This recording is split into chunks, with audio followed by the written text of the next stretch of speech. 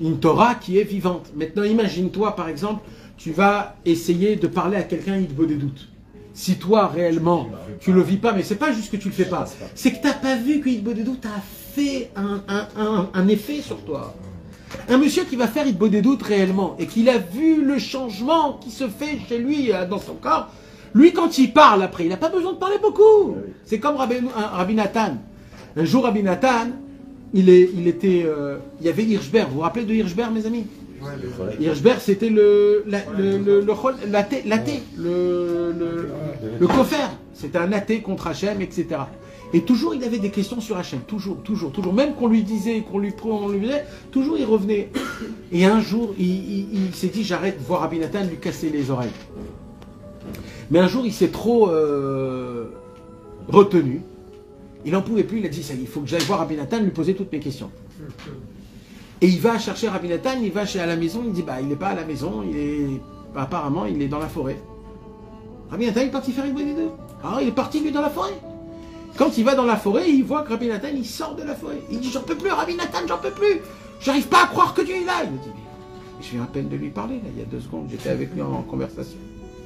Tu me dis qu'il n'est pas là, je viens de lui parler, je lui ai donné des comptes, et on a eu une très belle conversation. De quoi tu parles? Il existe ou il n'existe pas? Va aller lui parler.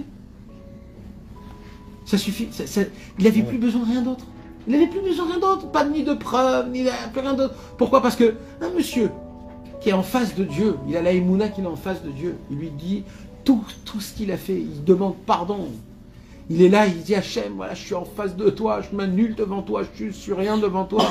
Je veux te voir, je veux te vivre, je veux te sentir, je veux te servir, je veux être joyeux, je veux être content, je veux m'attacher à toi, je veux te vivre et penser qu'à toi tout le temps. Je veux être là, présent, vivant, loyal à toi. Un homme qui se donne totalement. Quand après il va parler, est-ce que Dieu existe ou n'existe pas, il n'a pas besoin d'aller le prouver. Il lui dit, mais Hachem, il est là, Hachem. Il est là, il est là. Le monsieur, c'est comme avec Rabbi Israël, je vous ai déjà dit, mes amis. Nous, à l'époque, quand on habitait en France, Rabbi Israël, il habitait en Eretz Israël, alors on était tout nouveau dans les Breslev. On avait plein de questions. Comment il faut faire? Qu'est-ce qu'il faut faire? On ne savait rien, nous. Personne ne nous avait rien dit. Comment il faut faire? À l'époque, il n'y avait pas de livre en français. Il fallait se casser la tête. On ne savait pas, nous, qu'est-ce qu'il faut faire? Comment il faut faire? On ne savait pas, on ne savait rien. Alors, on avait des questions. On écrivait des questions sur des... Et on attendait de monter en Israël pour aller poser la question à Rabbi Israël, qui nous répond. Et quand on allait en Eretz Israël pour aller voir Rabbi Israël, pour lui poser les questions, avec une page remplie de questions de tous les copains, etc., tu venais, tu te rapprochais, tu regardais ce visage d'ange qui était là en train de te regarder, tu n'avais plus de questions à poser. Mais je vous promets, mais c'est pas ça le pire. Le pire, c'est que quand on repartait en France, on dit, nous, qu'est-ce qu'il a répondu?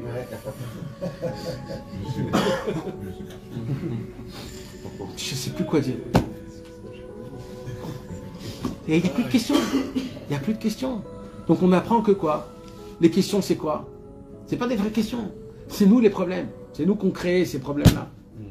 Ben, mes amis, c'est simple et c'est normal. Encore une fois, pour qu'on puisse comprendre, pour qu'on puisse réellement vivre ce que Rabbi Nachman il nous enseigne, il faut le vivre. Si c'est dur, prenez par exemple le Tikkun HaKlali. D'accord? Il y a dans le Tikkun HaKlali une Akdama. Comment ça s'appelle? Une introduction. D'accord? L'introduction, il faut la lire, mes amis. Il faut la connaître, cette introduction. C'est pas dur. C'est quoi cette introduction? Ça aussi, c'est un conseil de Rabbeinu. Réfléchissez ça pendant des semaines et des mois. Étudiez la Akdama du Tikkun HaKlali. C'est important de savoir. C'est une Torah en entière de Rabbeinu. C'est une Torah en entière de Rabbeinu. C'est 2 Torahs en entière de Rabbeinu. Il faut la connaître, ça. On fait le Tikkun HaKlali comme si les 10 psaumes, c'est vite fait, bien fait. Mais il faut savoir qu'est-ce que Rabbeinu il a dit, qu'est-ce que c'est fait pourquoi, comment, c'est basé, etc. Moi, je me rappelle, un jour, on avait voyagé à Ouman avec le fils du Rav Sitruk. Yaakov Sitruk. T'étais avec nous? Non, pas Aleph Nissan. C'était en plein milieu de l'année. C'était en plein milieu de l'année. Ah non, c'était Distevet. Et on était avec aussi un autre Rav, des gens qui n'étaient pas Breslev du tout. Et quand on est venu à Ouman, eh ben, j'ai voulu voir comment chacun il se conduit avec le Tikkun HaKlali, Rabbeinu, etc. Je voulais voir si... Eh ben, j'ai vu. Il a pris le Tikkun HaKlali. Il s'est assis dans une chaise, pas comme tout le monde directement dans le Tioun, et il a commencé par la première page, toute la préface. Il a voulu savoir qu'est-ce qu'on fait. Il a commencé à lire toute la préface. Il a regardé, il a étudié, jusqu'à qu'il est arrivé au Harenim et Kacher. Il a bien compris ce qu'il fallait faire, il a bien compris tout. Il a pris sa petite pièce, il a fait tout comme il faut, tout parfaitement. Je dis, c'est bon, c'est quelqu'un de sérieux. Il prend pas ça. Il veut que les choses soient comme il faut. Mes amis, on doit faire ces choses simples-là. C'est des choses qui sont tout simples, tout simple. Il y a tellement de bons conseils qu'il y a dans le Sichot Haran, dans le Sefer Amidot. Le Sichot Haran, par exemple, un exemple. On est en train d'étudier la 297. D'accord? Rentrez chez vous à la maison, reprenez la 297, pensez-y toute une semaine.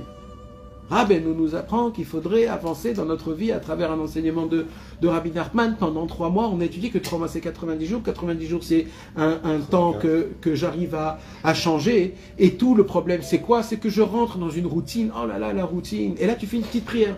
Sauve-moi de la routine, Hachem. T'as fait Torah, Tfila, Avodat Hashem, Yirat Shamayim. T'as tout fait. En 5 minutes, t'as fait un gros lot. T'as gagné le gros lot de toute ta vie.